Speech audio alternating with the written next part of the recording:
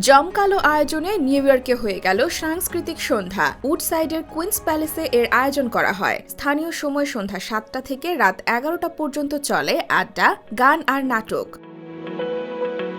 এদিন মঞ্চস্থ হয় জিনাত হাকিমের পরিচালিত বিন্দু থেকে বৃত্ত নাটক। এতে অভিনয় করেন জনপ্রিয় অভিনেত্রী তানিয়া, লায়লা হাসান, শায়লা, মনিহার, সনি সহ অনেকে। এছাড়া গোটা আয়োজনে সহযোগিতায় ছিলেন আজিজুল হাকিম।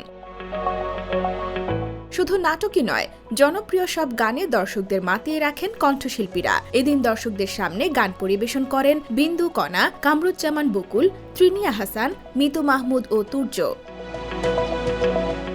অনুষ্ঠানে বিশেষ অতিথি হিসেবে উপস্থিত ছিলেন রিজিয়া পারভিন, ইবরার টিপু, তপন মদক ও প্রিসিলা। এছাড়া মিয়া মোহাম্মদ দুলাল, রেজওয়ান এলভিস ও আফতাব জনির যৌথ উপস্থাপনায় সাংস্কৃতিক সন্ধ্যায় অংশ নেন অনেক বাংলাদেশি। আয়োজকরা জানান, যুক্তরাষ্ট্রে বসবাসরত বাংলাদেশিদের একটু বিনোদন দিতে এই আয়োজন করা হয়, যা ছিল সবার জন্য উন্মুক্ত। IBTV USA, new York.